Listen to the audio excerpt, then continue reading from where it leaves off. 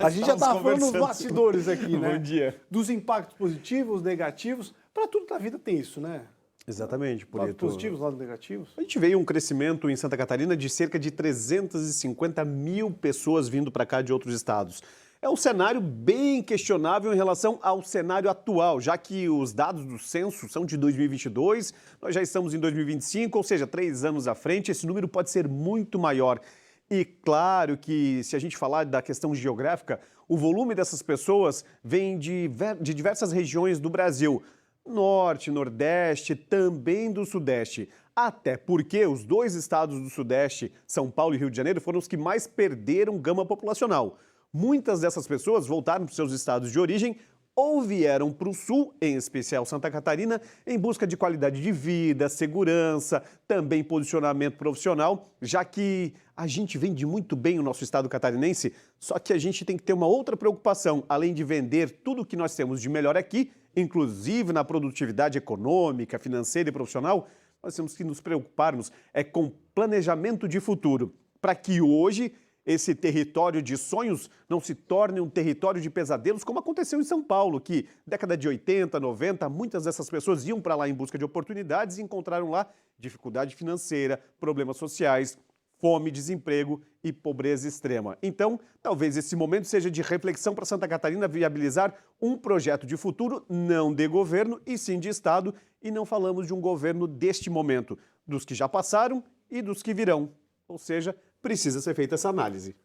Mas com base no que ainda a gente estava batendo papo aqui no intervalo, ou enquanto a Karina falava para você em casa, sempre lados positivos e negativos. Positivo, de imediato, consigo enxergar. Eu não sou muito nessa área, mas posso ver mão de obra, muita mão de obra vindo, ajudando uma série de áreas, por exemplo, construção civil, que está em boom aqui, né? Está em crescimento visível.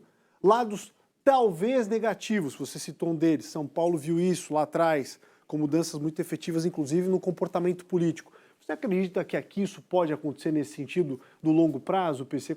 Qual que é a sua análise em relação a isso? Por exemplo, o cara que mora no Nordeste, ele vota de um jeito, ele acredita em uma determinada ideia política, tem uma ideologia. Quando ele vem para cá, você acha que a gente faz ele mudar de ideia ou não? Ele continua votando igual?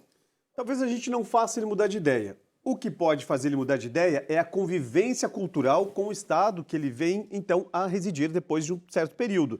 Por exemplo, quando ele sai de um estado como o Norte, o Nordeste, que culturalmente tem um posicionamento político, e quando ele vem para o Sul, ou talvez no extremo Sul do país, onde a característica política e ideológica é outra, ele aprende a conviver com as realidades daquele estado. No caso de Santa Catarina, é um estado empreendedor, um estado que culturalmente tem um posicionamento também ideológico, politicamente falando, hoje muito mais à direita, mas também já teve sua propensão à esquerda no passado, não muito distante. O que acontece é que essa parcela da população que escolhe estados como Santa Catarina, Rio Grande do Sul e até mesmo Paraná para viver, eles vão se adequando à metodologia cultural do estado e automaticamente construindo também uma realidade política cultural. Claro que é a longo prazo. Eu, particularmente, tenho uma defesa que, quando você muda para um determinado estado, você deva automaticamente mudar também seu colégio eleitoral. Por quê? Ele começa a fazer uma participação mais efetiva do campo político, do cenário político local. E isso faz com que ele conheça também a realidade daquele estado e entenda como é que funciona o mecanismo político. Afinal, saúde, educação, saneamento básico, infraestrutura, todos esses serviços conglomerados dependem única e exclusivamente da gestão política e por isso a importância do cidadão entender um pouco mais. Pode ter influência a longo prazo, não a curto prazo, porque é uma questão de convivência.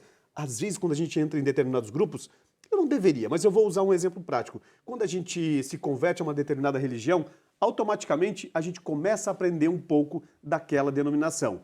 E aí talvez seja um exemplo prático. A gente se adequa, se adapta e conhece a realidade de cada grupo. Como eu estou aqui para colocar uma bomba relógio e você tentar desarmá-la rapidamente, tem mais uma antes de você ir embora.